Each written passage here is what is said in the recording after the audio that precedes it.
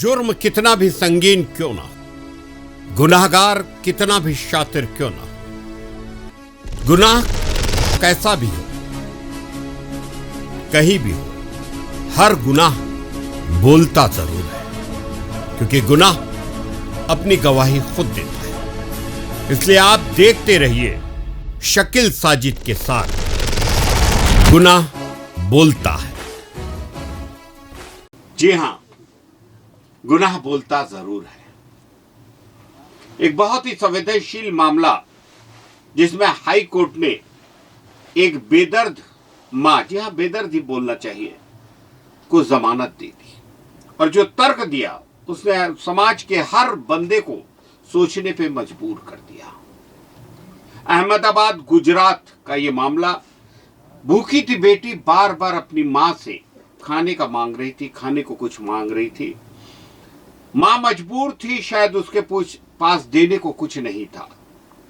मां की बेबसी इतनी बढ़ गई, मां का गुस्सा इतना बढ़ गया कि पीट पीट कर उसने अपनी बच्ची की जान ले ली। लेकिन हाई कोर्ट ने इस मां को जमानत दे दी। अहमदाबाद में गुजरात हाई कोर्ट ने यह माना कि यह सिर्फ मां की नहीं, पूरे समाज की नाकामी है। खाना मांगने पर अपनी 2 वर्षीय बेटी की पिटाई कर उसकी मौत के मामले में गिरफ्तार मां लकीबेन सोलंकी को नियमित जमानत दी गई।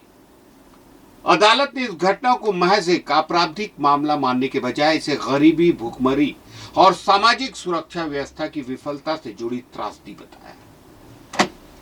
विद्वान न्यायाधीश हसमुख डी सुधार की पीठ ने, माफ कीजिएगा, हसमुख डी सुथार की पीठ ने कहा कि जब भूख किसी परिवार को भयावह स्थिति तक पहुंचा दे तो इसकी जिम्मेदारी केवल उस व्यक्ति पर डालना उचित नहीं है।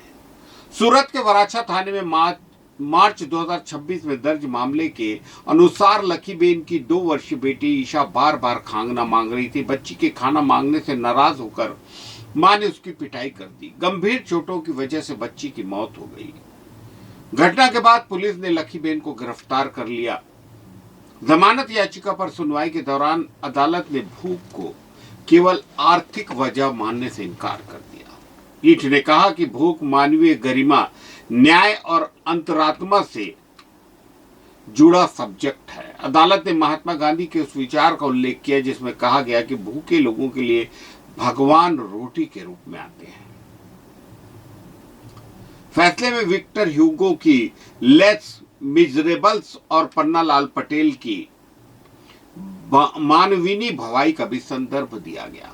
साथ ही विभिन्न धर्म ग्रंथों में भूख और जरूरतमंदों की सहायता से जुड़े विचारों का उल्लेख किया गया। अदालत ने कहा कि ये घटना उन सामाजिक सुरक्षा तंत्रों की नाकामी को उजागर करती है जिनका उद्देश्य महिलाओं और बच्चों जैसे कमजोर वर्गों को संरक्षण देना है। सरकारी कल्याणकारी योजनाओं का वास्तविक लाभ जरूरतमंद परिवारों तक पहुंचाना राज्य की जिम्मेदारी है। और अगर गुजरात वाइब्रेंट की हम बात करते हैं तो ये बड़ी जिम्मेदारी होती है कि गुजरात के स्थानीय शासन प्रशासन की। सुनवाई में बचाव पक्ष ने यह बताया कि लकीबेन 7 माह की गर्भवती है। उसके 2 अन्य बच्चों में एक छोटा बच्चा जेल में उसके साथ रह रहा है, जबकि दूसरा घर पर अकेला है। उसका पति भी घर छोड़ चुका है। इन परिस्थितियों को देखते हुए अदालत ने उसे नियमित जमानत प्रदान करी और एक ऐसी मिसाल कायम की जहां ये देखने में आया कि अदालत, हमारे हाई कोर्ट कि हमारे जो विद्वान जस्टिस हैं वो संवेदनशीलता से ओतप्रोत है और जो इंसाफ देते हैं वाकई में वो जज्बाती होता है और वाजिब होता है। आगे बढ़ते हैं। प्राचार्य पर प्रताड़ना का आरोप लगाते हुए सक्ती जिले के पलाड़ी कला स्थित एकलव्य विद्यालय के 9वीं कक्षा के छात्र ने हॉस्टल के टॉयलेट में फांसी लगा ली। आवासीय विद्यालय के हॉस्टल में 15 वर्षीय छात्र उमेश कुमार कंवर, जो 9वीं में पढ़ते थे, फांसी लगाकर आत्महत्या की। घटना के बाद परिजनों ने विद्यालय के प्राचार्य मनोज गुप्ता पर उसे छोटी छोटी बातों पर डांटने और प्रताड़ित करने का गंभीर आरोप लगाया। मामले की गंभीरता को देखते हुए राष्ट्रीय आदिवासी छात्र शिक्षा समिति के आयुक्त ने प्राचार्य को निलंबित कर दिया है। पुलिस पूरे मामले की जांच कर रही है। जानकारी के मुताबिक ग्राम बासी निवासी उमेश कुमार कंवर एकलव्य आवासीय विद्यालय में कक्षा 9वीं में पढ़ता था और हॉस्टल में रह रहा था। गुरुवार सुबह करीब 6 बजे साथी छात्रों ने उसे हॉस्टल के टॉयलेट में फंदे पर लटका देखा। इसकी सूचना तत्काल स्कूल प्रबंधन को दी। आनंद फानंद में छात्र को फंदे से उतारकर जिला अस्पताल पहुंचाया गया है, जहां डॉक्टरों ने जांच के बाद उसे मृत घोषित कर दिया। घटना की जानकारी परिजनों को 2 घंटे बाद सुबह 8 बजे दी गई। उमेश के चचेरे भाई संजय कंवर ने मनोज गुप्ता पर छात्र को लगातार छोटी छोटी बातों पर डांटने और मानसिक रूप से प्रताड़ित करने का आरोप लगाया। परिजनों का कहना है कि विद्यालय के कुछ छात्रों ने पहले भी हॉस्टल की बदहाली और व्यवस्थाओं को लेकर शिकायत की थी। बताया यह भी जा रहा है कि कुछ दिन पहले छात्रों ने कलेक्टर से भी शिकायत की थी, लेकिन वक्त रहते कोई प्रभावी पहल नहीं हुई। घटना के बाद परिजन आक्रोशित हो गए और उन्होंने छात्र का शव लेने से इनकार कर दिया। स्थिति की गंभीरता को देखते हुए कलेक्टर अमृत विकास टोपनो स्वयं जिला अस्पताल पहुंचे और परिजनों से चर्चा की। उन्होंने शासन की ओर से परिवार को 5 लाख रुपए की आर्थिक सहायता देने की घोषणा की और मामले की निष्पक्ष जांच का आश्वासन दिया। इसके बाद परिजन शव को पैतृक गांव बासी ले गए। पुलिस छात्र की आत्महत्या के कारणों और लगाए गए आरोपों की जांच कर रही है। प्राचार्य के निलंबन के बाद अब विद्यालय की व्यवस्थाओं और पूर्व में की गई शिकायतों की भी जांच की जा सकती है। घटना ने आवासीय विद्यालयों में छात्रों की सुरक्षा, मानसिक स्वास्थ्य और शिकायतों की समस्या का समय पर निराकरण को लेकर गंभीर सवाल खड़े कर दिए हैं। और एक ऐसा गरीब घर का आदिवासी बच्चा उमेश अगर प्रताड़ना से प्रताड़ित होकर अपनी जान देता है तो ये पूरे के पूरे प्रदेश के लिए और जिला प्रशासन के लिए बेहद शर्मनाक स्थिति है। आगे बढ़ते हैं। एक और शर्मनाक खबर जो आ रही है गुनाह के, उसमें कोरबा में छात्राओं ने हाईवे को इसलिए जाम कर दिया कि उन्होंने अधीक्षिका पर मालिश कराने और प्रताड़ना का आरोप लगाया। पोंड्री उपरोड़ा कस्तूरबा गांधी आवासीय विद्यालय का यह मामला है। अधिकारियों की समझाइश के बाद चक्का जाम खत्म हुआ। कस्तूरबा गांधी गर्ल्स आवासीय विद्यालय पोंड्री उपरेड़ा की छात्राओं ने गुरुवार को छात्रावास अधीक्षिका पर गंभीर आरोप लगाते हुए कटघोरा अंबिकापुर नेशनल हाईवे को जाम कर दिया। छात्राओं ने अधीक्षिका शारदा नेताम पर प्रताड़ित करने, निजी काम कराने और मालिश करवाने जैसे कई गंभीर इल्जाम लगाए। इसके साथ ही हॉस्टल में घटिया गुणवत्ता का खाना दिए जाने की शिकायत की। छात्राओं के प्रदर्शन के कारण हाईवे पर दोनों ओर वाहनों की लंबी कतार लग गई। चक्का जाम की सूचना पर स्थानीय पुलिस और शिक्षा विभाग के अधिकारी मौके पर पहुंचे। अधिकारियों ने छात्राओं से बातचीत कर उनकी शिकायतें सुनी। छात्राओं ने बताया कि अधीक्षिका देर रात तक पूजा पाठ करती हैं, जिससे उनकी पढ़ाई प्रभावित होती है। आरोप है कि अधीक्षिका उनसे निजी कार्य करवाती है और विरोध करने पर मारपीट तथा कार्रवाई की धमकी देती है। छात्राओं ने मालिश करवाने का आरोप भी लगाया। छात्राओं का कहना है कि हॉस्टल पर भोजन की गुणवत्ता भी ठीक नहीं है। उन्होंने इस संबंध में पहले बीईओ को जानकारी दी, लेकिन कोई शिकायत पर कोई सुधार नहीं हुआ। छात्राओं ने कहा कि लगातार शिकायतों के बावजूद कार्रवाई न होने पर उन्हें मजबूर होकर सड़क पर आना पड़ा। अधीक्षिका ने आरोपों को बेबुनियाद बताया। इधर छात्रावास अधीक्षा शारदा नेताम ने सभी नेताओं आरोपों को सिरे से खारिज कर दिया। ये सब एक साजिश के तहत किया जा रहा है, ऐसा उनका कहना है। छात्रावास में पदस्थ होने के बाद उन्होंने छात्राओं के हित में कई कार्य किए हैं, उनका कहना है। मौके पर पहुंचे अधिकारियों ने छात्राओं को मामले की निष्पक्ष जांच कराने और शिकायतों के आधार पर उचित कार्रवाई का भरोसा दिलाया और चक्का जाम समाप्त करवाया। आगे बढ़ते हैं। आत्मानंद स्कूल में बैड टच मामले, पता नहीं क्या हो रहा है हमारे प्रदेश के शिक्षा जगत को। यह भी गुनाह कुछ इसी तरह का है। आत्मानंद स्कूल में बैड टच मामले में संविदा शिक्षक गिरफ्तार हो गए हैं। 6 छात्राओं की शिकायत पर पुलिस की कार्रवाई की है और पॉक्सो एक्ट के तहत मामला दर्ज किया गया है। सरोना रायपुर के बाजू में स्थित स्वामी आत्मानंद शासकीय स्कूल में छात्राओं से कथित छेड़खानी और बैड टच के गंभीर इल्जाम के मामले में डीडी नगर पुलिस ने संविदा शिक्षक 32 वर्षीय राहुल मेश्राम को गिरफ्तार कर लिया। 6 छात्राओं की शिकायत और उनके बयानों के आधार पर पुलिस ने जांच के बाद शिक्षक के खिलाफ कार्रवाई की। आरोपी को गुरुवार को न्यायालय में पेश किया गया। जानकारी के मुताबिक 2 दिन पहले स्कूल की कुछ छात्राओं ने शिक्षक पर अनुचित व्यवहार करने और छेड़खानी के आरोप लगाए थे। घटना की जानकारी छात्राओं ने पहले अपने परिजनों को दी। इसके बाद पालक छात्राओं को लेकर स्कूल के प्राचार्य श्री सोनी के पास पहुंचे और पूरे मामले की जानकारी दी। मामला गंभीर होने के कारण प्राचार्य भी पालकों और छात्राओं के साथ डीडी नगर थाने पहुंचे और पुलिस को शिकायत दी। शिकायत मिलने के बाद पुलिस ने छात्राओं के बयान दर्ज किए। प्रारंभिक जांच और बयानों के आधार पर पुलिस को शिक्षक द्वारा छात्राओं के साथ कथित तौर पर अनुचित व्यवहार किए जाने की जानकारी मिली। इसके बाद पुलिस ने आरोपी शिक्षक को गिरफ्तार कर लिया। उसके खिलाफ छेड़खानी और पॉक्सो एक्ट के तहत कार्रवाई हुई।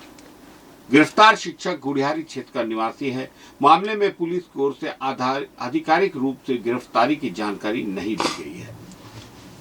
सूत्र बता रहे हैं कि घटना के एफआईआर को सेंसर किया गया है।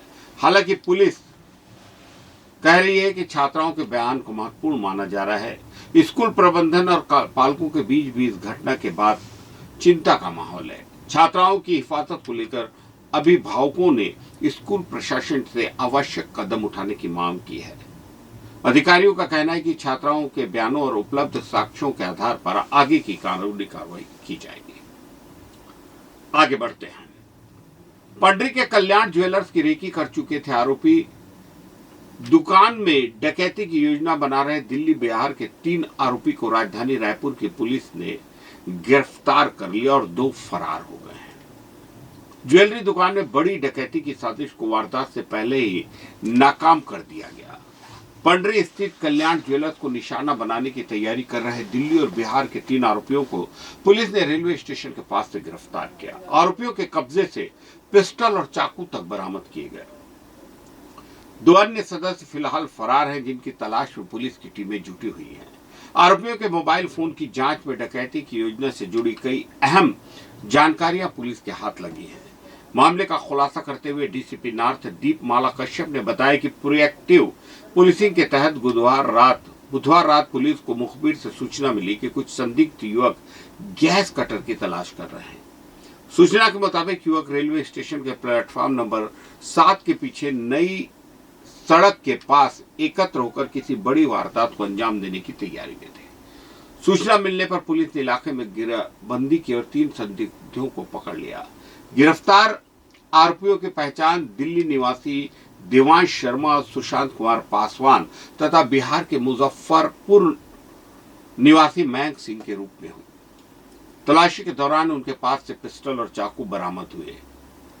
पूछताछ में आरोपियों ने कल्याण ज्वेलरी की दुकान में डकैती की योजना बनाए जाने की जानकारी दी। पहले दुकान की रेकी की। पुलिस के मुताबिक आरोपी बुधवार रात ट्रेन से रायपुर पहुंचे।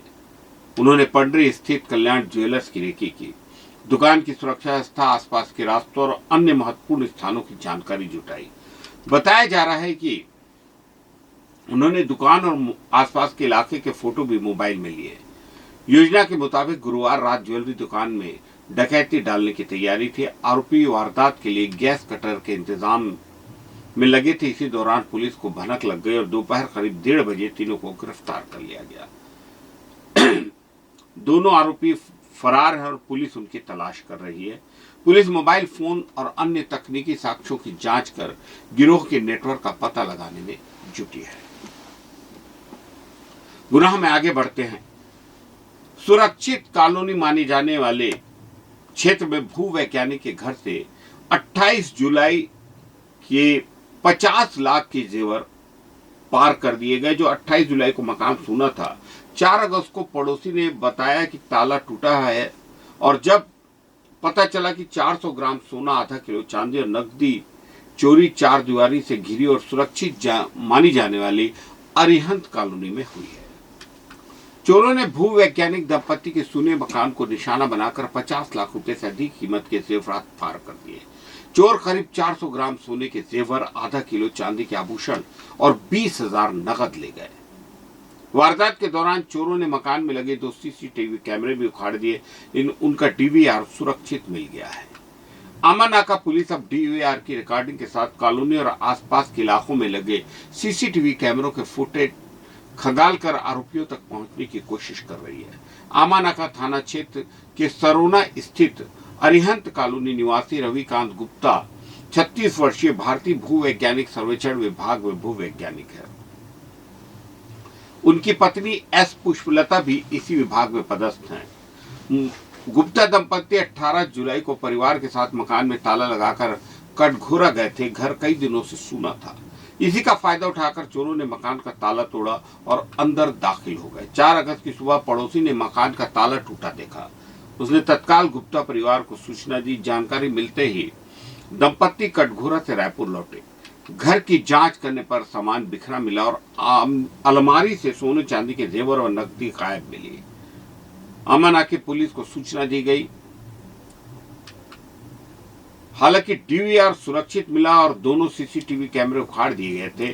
पुलिस उसमें दर्ज रिकॉर्डिंग के जरिए वारदात के समय आसपास मौजूद संदिग्धों की गतिविधियां तलाश रही है। कॉलोनी के अलावा रिंग रोड और आसपास के रास्तों पर लगे कैमरों की फुटेज जुटाई गई है। इलाके में पहले भी बड़ी वारदात हो चुकी है और रिंग रोड से लगी कॉलोनियों में बड़ी घटनाएं चोरी की हो रही है। सरोना की शराब दुकान में भी पड़ोसी राज्य के गैंग ने करीब 7 लाख रुपए से भरा लाकर ही उखाड़ दिया था। मामले में 4 आरोपी गिरफ्तार हो चुके हैं, जबकि मुख्य आरोपी फरार है और भारी भरकम लाकर भी सरोना का वो बरामद नहीं है। पुलिस नई चोरी में भी पुराने मामलों से कड़ियां जोड़कर आरोपियों की तलाश कर रही है। उम्मीद है कि बहुत जल्द पुलिस फरार 2 आरोपियों को भी गिरफ्तार कर लेगी और इस मामले का खुलासा करेगी। हम नियमित अंतराल पर आपको हमारा खास प्रोग्राम गुनाह बोलता है दिखाते हैं। इसे दिखाने का हमारा मकसद बिल्कुल साफ है, समाज में हो रहे अपराधों पे लगाम लगाने की। हम ये समझते हैं कि अगर हम सावधान रहें, सतर्क रहें, चौकसी बरतें, अपने आसपास हो रही संदिग्ध गतिविधियों पर नजर रखें, अपने आसपास गुनाह की किसी भी संदिग्ध आहट को पहचाने, तो समाज में हो रहे अपराधों को कुछ कम किया जा सकता है। इसलिए देखते रहिए शकील साजिद के साथ CTV 7 पर गुनाह बोलता है। जुर्म कितना भी संगीन क्यों ना, गुनाहगार कितना भी शातिर क्यों ना, गुनाह कैसा भी हो, कहीं भी हो, हर गुनाह बोलता जरूर है, क्योंकि गुनाह अपनी गवाही खुद देता है। इसलिए आप देखते रहिए शकील साजिद के साथ गुनाह बोलता है।